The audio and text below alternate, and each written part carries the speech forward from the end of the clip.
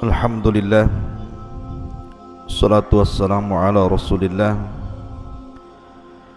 wa ala alihi wa sahbihi wa mawalah, wa la hawla wa la quwata illa billahi wa ba'du. Qala Allahu azza wa jalla, ya ayyuhalladzina amanu taqullaha haqqa tuqatih wa la tamutunna illa wa antum muslimun. Amma ba'du, ma'asyiral muslimin yang dimuliakan Allah subhanahu wa ta'ala. Alhamdulillah, segala puja dan puji hanya milik Allah subhanahu wa ta'ala. Di pagi hari ini Allah subhanahu wa ta'ala masih pertemukan kita walaupun lewat media Jabal Uhud. Salawat iring salam tak lupa saya haturkan kepada Nabi besar Muhammad sallallahu alaihi wa ala alihi wasallam. Pembahasan di pagi hari ini kita akan membahas tentang perkara yang sangat menegangkan dan menakutkan yang terjadi di atas kepala kita, maksudnya di langit. Di dalam sebuah hadis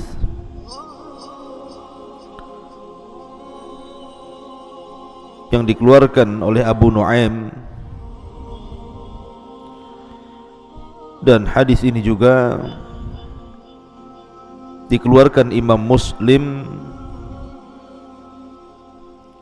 di mana Nabi SAW pernah duduk-duduk di sekitar para sahabat Rasul.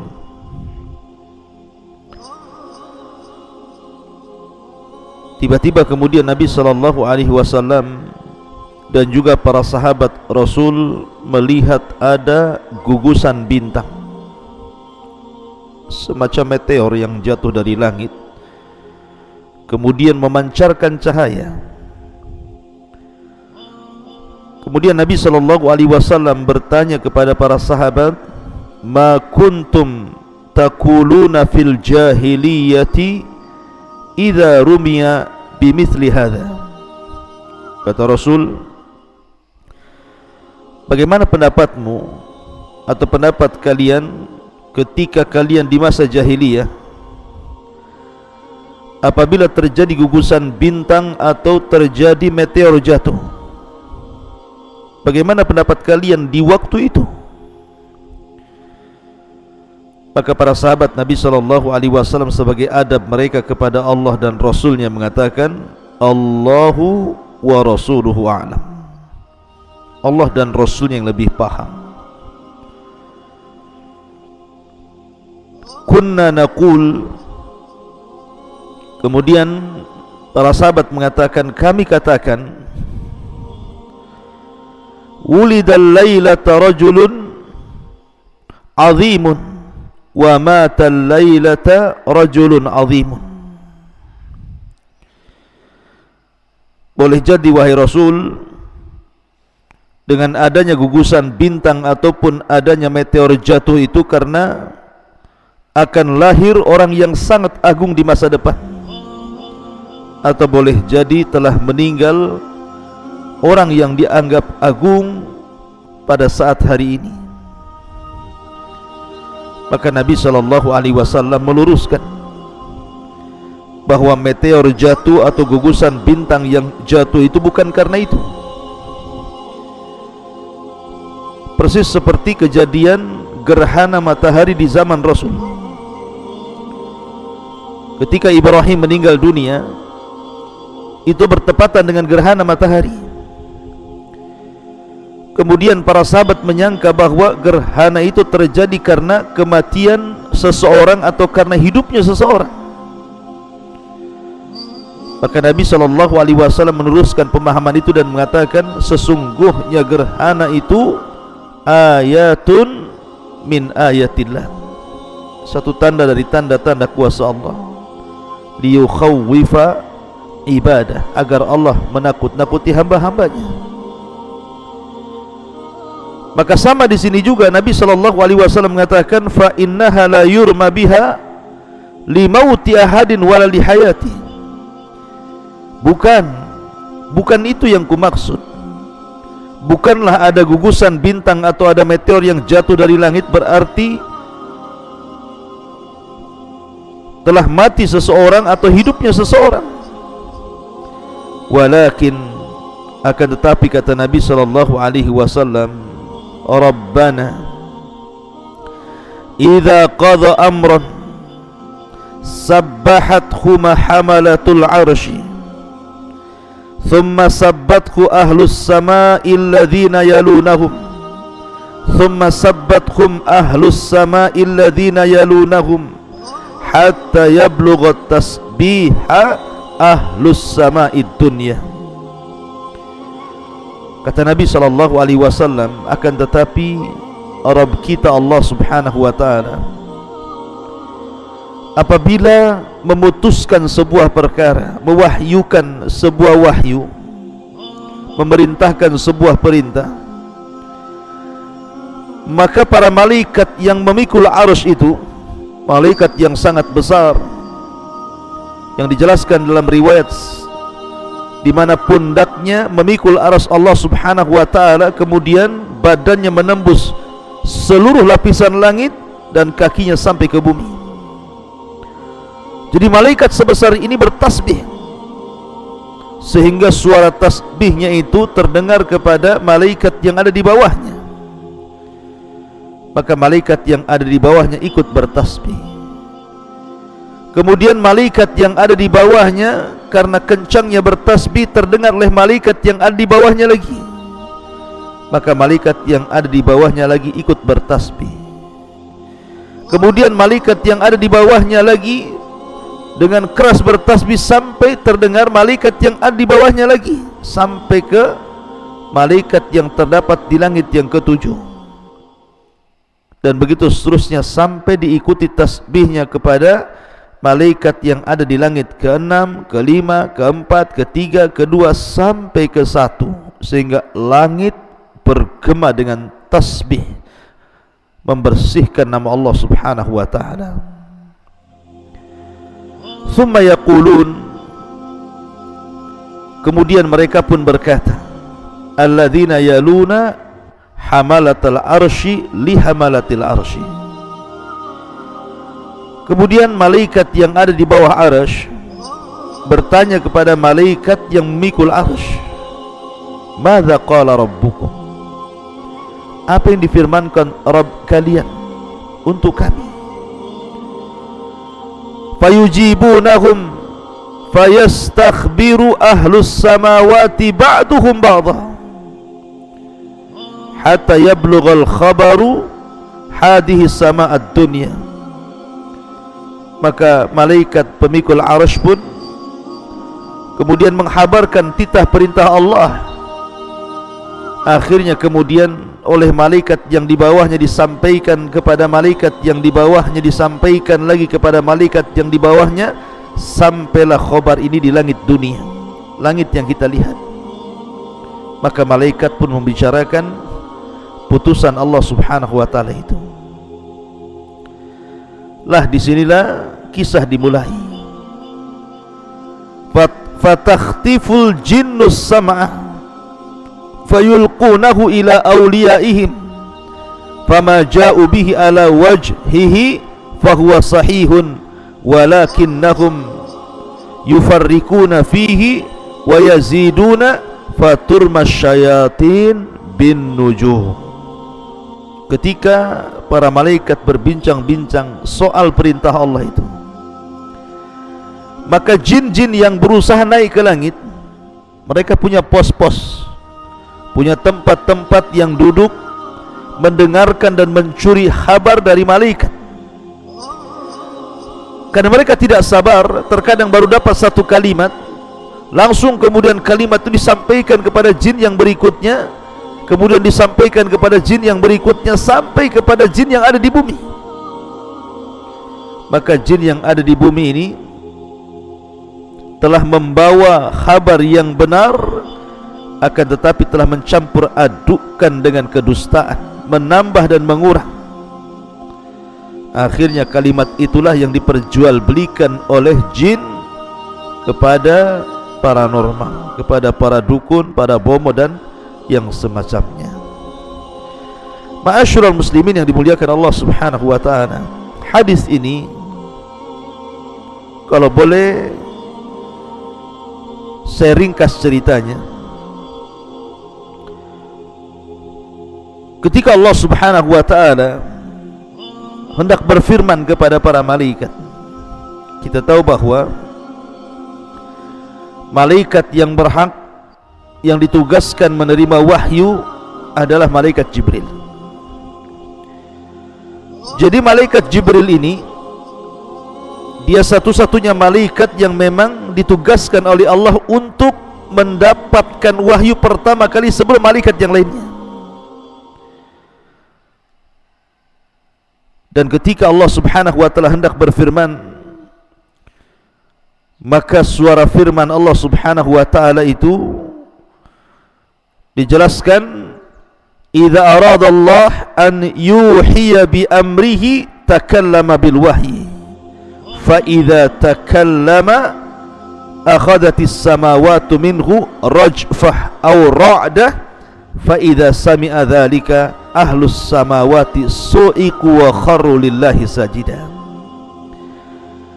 Jadi apabila Allah Subhanahu wa taala hendak mewahyukan sesuatu, menurunkan wahyu, maka langit itu akan bergoncang.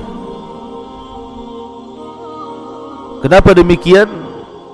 Karena takutnya malaikat yang ada di langit itu kepada Allah Subhanahu wa taala. Maka mereka mengepakkan sayapnya karena takut luar biasa sehingga menggetarkan langit.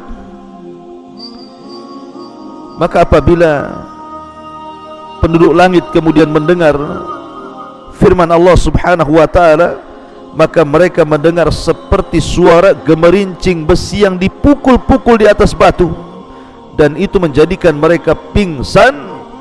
Kemudian mereka pun tersungkur sujud.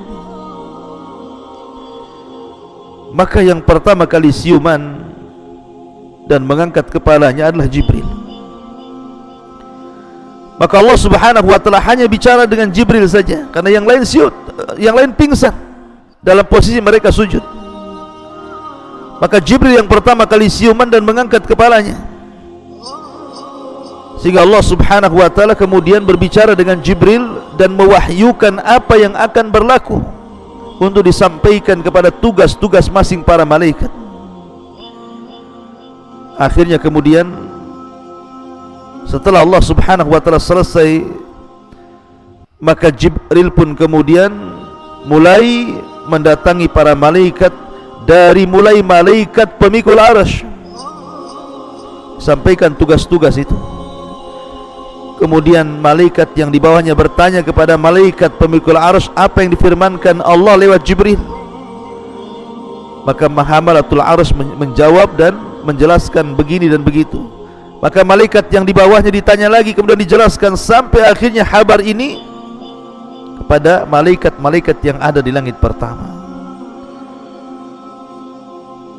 Kemudian mereka pun mulai melaksanakan tugas dari Allah Subhanahu wa taala. Hari ini si fulan harus mati, hari ini si fulan harus hidup, hari ini negeri ini harus hancur, hari ini negeri ini harus subur, hari ini ada tsunami, gempa, dan begitu seterusnya. Karena bagaimanapun Allah Subhanahu wa taala itu fi kulli yaumin huwa fi sya'ni, dia memiliki kesibukan untuk menerapkan qada dan qadarnya kepada alam semesta ini, termasuk juga kepada manusia. Dan itu yang kemudian ditugaskan oleh Allah adalah para malaikat. Lah ketika malaikat yang ada di langit pertama ini sedang berbincang-bincang soal perintah qada dan qadar Allah Subhanahu wa taala, maka jin-jin yang ada di langit yang disebutkan dalam hadis Nabi sallallahu alaihi wasallam, idza qadallahu al-amra fis sama'i dharabatil malaikatu bi ajnihatiha khud'anan liqaulihi ka'annahu silsilatun ala safwan. Apabila Allah Subhanahu wa taala memutuskan sebuah perkara di langit, maka para malaikat akan mengepak-ngepakkan sayapnya karena merendah dirikan mereka kepada Allah Subhanahu wa taala, karena takutnya mereka kepada Allah Subhanahu wa taala, dan seolah-olah suara itu seperti suara gemerincing besi, rantai besi yang dipukul-pukulkan di atas batu. Fa idza fuzza an qulubihim, apabila telah dicabut perasaan takut mereka, mereka mengatakan, madza qala rabbukum, apa yang difirmankan Rabb kalian? Qalul haq, maka para malaikat yang ada di langit kemudian mengatakan, Allah Subhanahu wa taala telah berfirman dengan kepastian, dengan kebenaran. Lah ketika kemudian para malaikat yang di langit pertama berbincang-bincang inilah kemudian dijelaskan, fayasmauha mustarikus sam'i, maka para pencuri berita dari kalangan jin mulai mendengar. Wa mustarikus sam'i hakadha ba'duhu fawqa ba'din wa wasafa Sufyanu biyadi, dan Sufyan Ats-Tsauri mensifati orang yang mencuri kabar itu, maksudnya dari kalangan jin, seperti ini dan seperti ini, kemudian seperti ini, seperti ini, seperti ini, sampai ke langit. Seperti kalau kita lihat orang panjat pinang, lomba panjat pinang, seperti itulah. Terkadang bisa ribuan jin mulai dari bawah sampai ke pos-pos mereka, tempat mustarikus sam'i itu, tempat pencurian berita dan kabar yang diperbincangkan para malaikat yang merupakan titah perintah Allah Subhanahu wa taala. Kemudian apabila mereka betul-betul berhasil mendengar satu kalimat, maka fayulqiha ila man tahtahu thumma yulqiha ila al-akhar ila man tahtahu hatta yulqiha ala lisani sahir awil kahin. Maka apabila berhasil mendapatkan satu kalimat, maka kalimat ini akan disampaikan kepada jin yang di bawahnya, dari jin yang di bawahnya kepada jin yang di bawahnya lagi, kepada jin yang di bawahnya lagi, sampai kepada jin yang paling bawah yang ada di permukaan bumi. Barulah kemudian jin yang ada di permukaan bumi ini, mereka berbisnis dengan kalangan kahin dan sahir, tukang sihir dan juga tukang dukun. Kemudian disitulah terjadi deal-dealan antara paranormal, para dukun, para bomo dengan bangsa jin. Terjadi kerjasama dan bisnis di antara mereka. Kemudian warubbama alqaha qabla an yudrikahu, tetapi terkadang jin-jin itu juga tidak berhasil sampai ke langit, karena akhirnya mereka pun dilempar oleh meteor-meteor itu, oleh gugusan-gugusan bintang itu, hingga terbakar dan mati. Makanya Allah Subhanahu wa taala berfirman menghikayatkan ucapan para jin, wa anna lamasna as-samaa'a fawajadnaha muliat harashan syadida wa syuhuba. Ketika kami berusaha menyentuh langit, maka kami dapati langit itu penuh dengan penjagaan para malaikat dan meteor-meteor yang menghantam, menyerang mereka dan membakar mereka sehingga membunuh mereka. Makanya dalam ayat yang lain, wa inna kunna naq'udu minha maqa'ida lis-sam'i faman yastami'il ana yajid lahu shihaban rasada.